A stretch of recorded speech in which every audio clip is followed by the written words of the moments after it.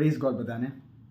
આજનો શાસ્ત્ર પાઠ છે લૂક અધ્યાય 9 કડી 51-55. ઈસુના ઉદ્ભવનો દિવસ નજીક આવતો હતો, એટલે તેમણે યરુશલેમ જવાનો મક્કમ નિર્ધાર કર્યો અને કાસદોને આગળથી મોકલી આપ્યા. તેઓ ઉપડ્યા અને તેમને માટે વ્યવસ્થા કરવા સમૂહના એક ગામમાં દાખલ થયા. પણ ઈસુ યરુશલેમ જતા હતા, એટલે ગામ લોકોએ તેમનું સ્વાગત કરવાની ના પાડી. આ જોઈને ઈસુના શિષ્યો યાકોબ અને યોહાન બોલી ઉઠ્યા, પ્રભુ, આપ કહેતા હો તો અમે અગ્નિને આકાશમાંથી ઉતરીને એ લોકોને ભડકી જવાનું કહીએ. પણ ઈસુએ તેમના તરફ ફરીને તેમને ઠપકો આપ્યો. પછી બધા બીજે ગામ ચાલ્યા ગયા. આ પ્રભુની વાણી છે, તે આપણો આધાર છે.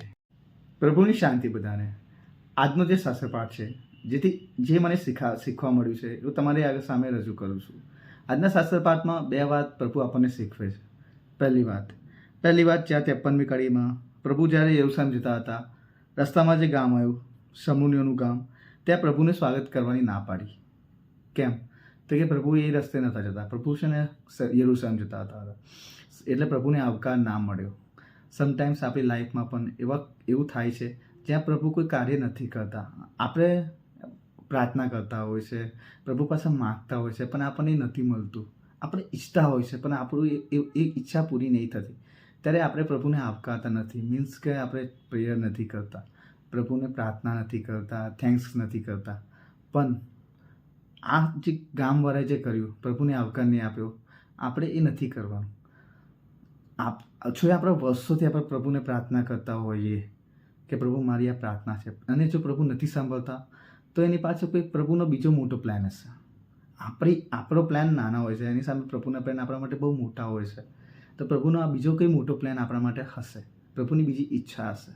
એટલે પ્રભુ ઈચ્છા પૂરી નહીં કરતા હોય, પણ એના લીધે આપણે પ્રાર્થના ના કરીએ, ચર્ચ ના જઈએ, પ્રેયર્સ કામ છોડી દઈએ. આપણે એ નથી કરવાનું. પહેલી વાત પ્રભુ એ આપણને સમજાવે છે કે આપણે આ ગામવાળા લોકો જેવું નથી થવાનું.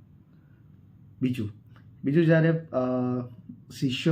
જ્યારે ગામવાળા પ્રભુના સ્વાગત નથી કરતા, શિષ્યો કહે છે, યાકોબ અને યોહાન, કે પ્રભુ આપ કહેતા હો તો અમે અગ્નિને આકાશમાંથી ઉતરીને એ લોકોને ભડકી જવાનું કહીએ. તો પ્રભુ છે ને એ લોકોને ઠપકો આપે છે અને બીજા ગામ ચાલી જાય છે. આ પાઠથી શીખવા મળે છે, જ્યારે આપણી સાથે કોઈ ખરાબ કરે કે આપણા વિશે કંઈક ખરાબ બોલે, તો આપણે સામે એને જવાબ આપવાનો કે એના વિશે કંઈક ખરાબ વિચારવાનું કે એને શ્રાપ આપવાનો, કે એવું કંઈ ના કરીએ. પણ પ્રભુની જેમ આપણે એને માફ કરીને આગળ ચાલતા થઈએ. પ્રભુ આપણને એ શીખવે છે કે હંમેશા કોઈ સામે જવાબ નહીં આપવો. કોઈક આપણને ખોટું બોલી જાય, કંઈક આપણા વિશે ખોટું કરી પણ જાય, તો પણ આપણે વિરોધ ના કરો. એઝ એ પ્રભુના શિષ્ય તરીકે આપણે પ્રભુ જેવું બનવાનું છે. તો આપણે પ્રભુ જેવા બનીએ અને એને માફ કરીને આગળ વધીએ. આ 2 પાઠ આપણને શીખવે છે. આજના પાઠ જે શીખવા મળ્યું છે, એને એક ટૂંકી પ્રાર્થના દ્વારા આપણે અહીંયા પૂર્ણ કરીએ. પિતાને પુત્રને પવિત્ર આત્માના નામે, આમેન. પ્રભુ ઈસુ ખ્રિસ્ત, પિતા પરમેશ્વર, આજે તમે જે અમને 2 શીખ આપી છે, એ શીખ ઉપર અમે અમલ અમારા જીવનમાં કરીએ. હંમેશા જ્યારે કોઈ અમને આવકાર ના આપે, ત્યારે પ્રભુ અમે અમારી લાઈફમાં કોઈ અમારી સાથે ખરાબ કરી જાય, ખોટું બોલી જાય કે કંઈ ખોટું કરીએ, તો પ્રભુ અમે તમારી શીખ પ્રમાણે એને માફ કરીને આગળ વધીએ. એવી પ્રભુ અમે શક્તિ આપજો. પ્રભુ, જ્યારે અમારી કોઈ પ્રાર્થના તમે ના સાંભળો, કે પ્રભુ કોઈક તમારી અમારા ઈચ્છા કરતાં વધારે સારી હોય અને અમારી ઈચ્છા પૂરી ના થાય, પ્રભુ અમને હિંમત અને શક્તિ આપજો. અમને વેઇટ કરવાની શક્તિ પૂરી પાડજો પ્રભુ.